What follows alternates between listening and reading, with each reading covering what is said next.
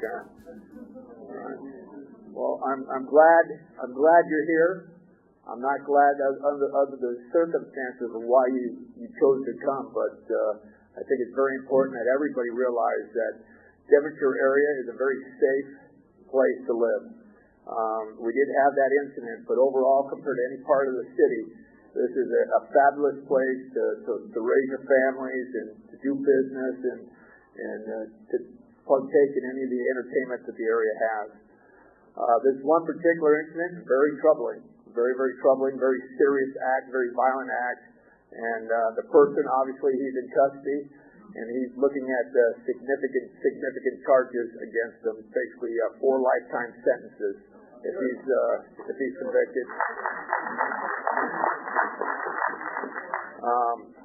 Obviously, he's a fellow that has a previous criminal history, and on this particular incident, there was an indication that he was in the neighborhood for a period of time. There was indications that he was deliberately in the area to commit a robbery.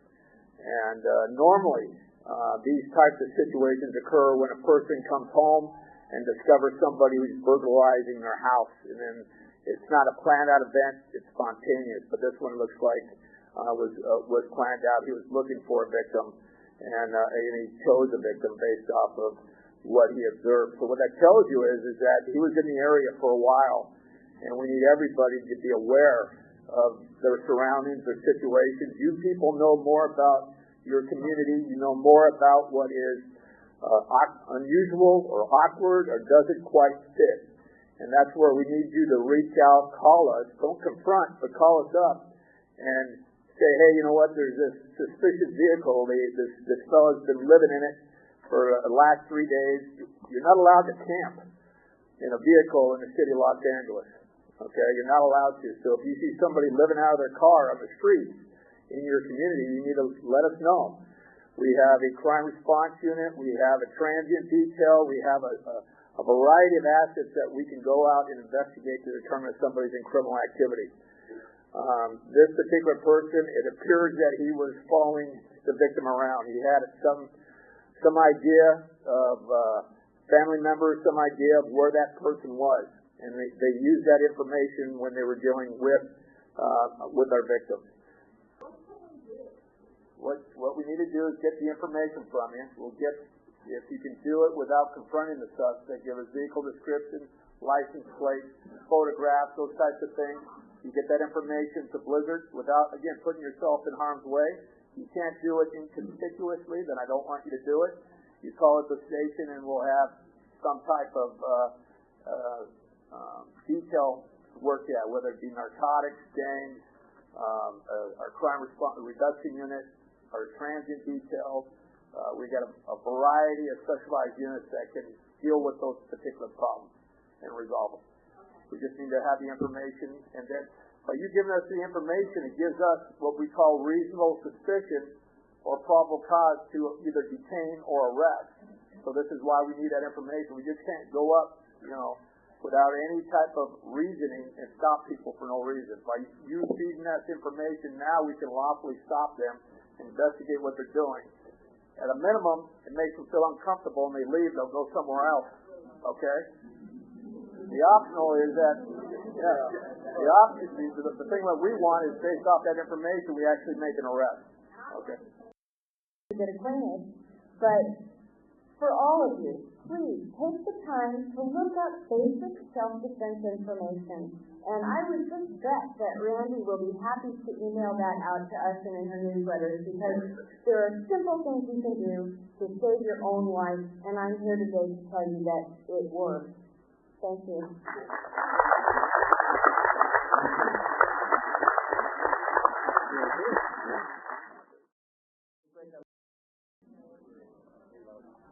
I'm very fortunate to be here, and I'm very happy to see this large turnout.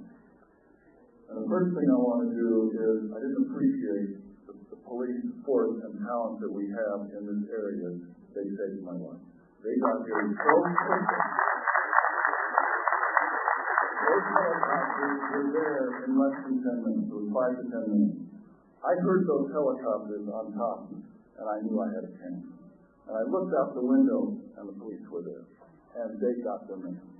And I don't think that this kind of talent and professionalism is really appreciated. I don't see it in the media, but they did it, and the media should know it, and you should know it.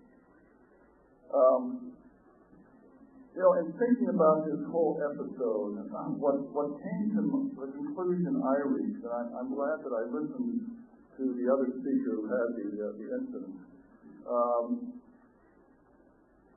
She goes out and watches that door. She doesn't open the door or come in and out of the garage without carefully looking around. And then I heard the 10 options that Mr. DiSimone said. It seemed to me, because my wife is, I don't like to think of myself as elderly, but that was what the news media said. So I'm elderly.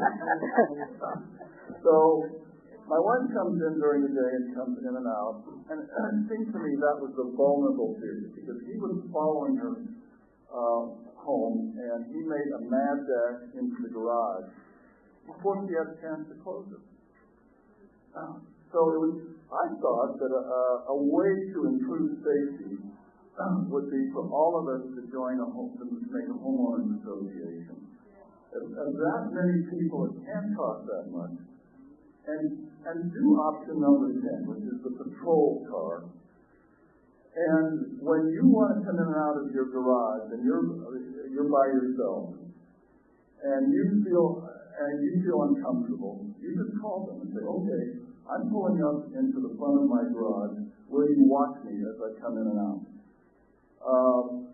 I would feel a lot safer with my wife coming in and out of the garage with those groceries if someone was there to watch her. Now, what would it cost? Well, Mr. DiSimone perhaps can tell us.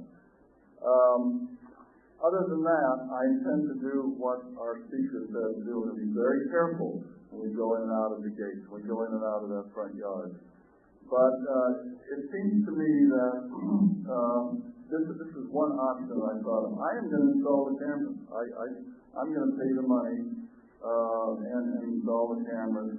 I'm going to get the wristband. I'm going to do all those things. But I'm fortunate to be here. I'm fortunate to tell the story. That is what it seemed to me would be the best thing to do.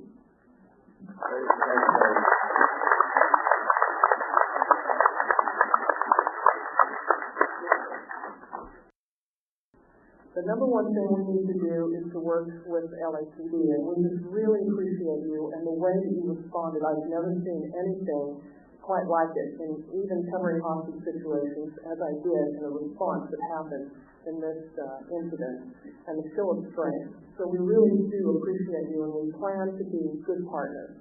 The second thing is what Don DiSimone is suggesting, and that is we have got to have 21st century communication so that we can reach one another very quickly.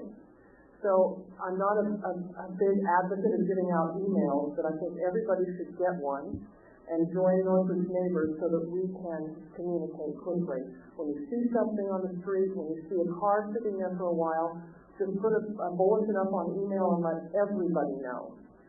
We've had several incidents, shootings, and all sorts of things going on in our little area there on TNT and Aldea, and it needs to stop. We're paying our property taxes, and we don't need criminals coming in and taking what little we have left after that. So what I'd like to suggest is the video camera option is paramount, and we just finished putting our system in today. If anybody wants to see me after, I'll show you my cell phone and you can see my entire yard.